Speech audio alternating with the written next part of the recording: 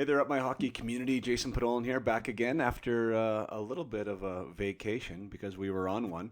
So I haven't made too much content in the last little while. But today was day one for me and for my summer programs to get back on the ice. It was my U15 day.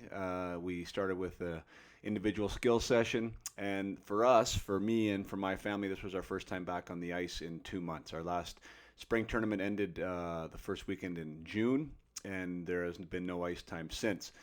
So I understand that attitudes and philosophies vary widely across the spectrum as far as what is appropriate time away, if any, what is the best for an athlete or for an individual. So not only do philosophies and opinions vary, but also the individuals themselves actually vary. What is best for each individual is a unique scenario. But for me and for my belief system and what I've seen in my experience and personally and with others, that I think that getting into August here, we're on the West Coast, training camps are starting middle of August, kind of end of August for tryout camps. At the U15 level, I think it's great to get back on the ice in August. I like the 2 months off for that age group as well, if possible. Right off the ice, it allows your body to rest. It allows your hips to rest. It allows you to grow. It allows all these things to happen physiologically and biologically for these athletes. Not to mention the mental time away from the sport and the mental time away to do other things, and to really gear back up and allow that passion to build up again for the upcoming season. So for me, I do like that time away. I think the younger the athlete, the more time away there should be. As we get older, like now we get into midget, U17, U18, I think that, we're probably talking about more like 4 weeks, 3 to 4 weeks of completely off the ice.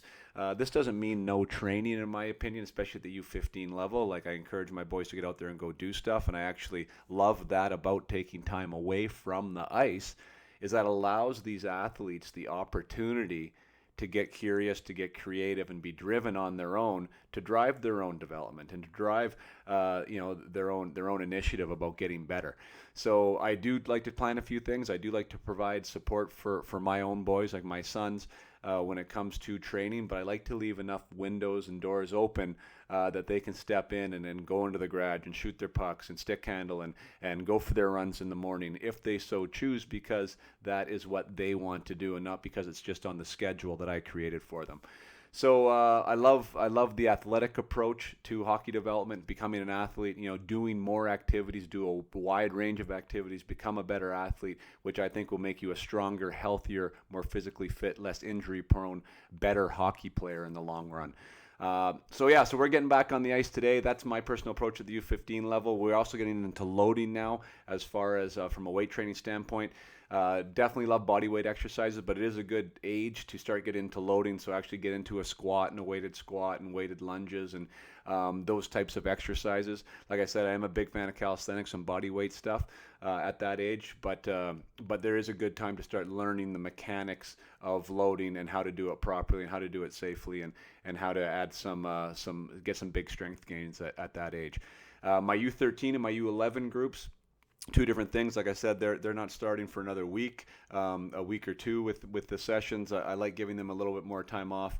Plus, they get back so much quicker than the older guys. There's usually a little more rust as you get older. It takes a little while to dust that rust off. I find that the younger age groups, they get back pretty quick and are ready to go. So, so that's my philosophy, the Up My Hockey philosophy. I'd love to hear your comments below about what it is you think is right for your athlete and where you've seen the best development. For me, again, I try and take a little bit more holistic approach. Of course, I am a hockey player. I'm a hockey fan and a hockey personality, and I have kids that play hockey. So hockey is the most important sport in our lives. But I try to make it not the only sport, and it is a more holistic approach to the athlete that I like to take at this age. So anyways, thanks for tuning in. Hope everyone's summer is going super well, and I'd love to hear your comments below. And thanks for subscribing and watching. Cheers.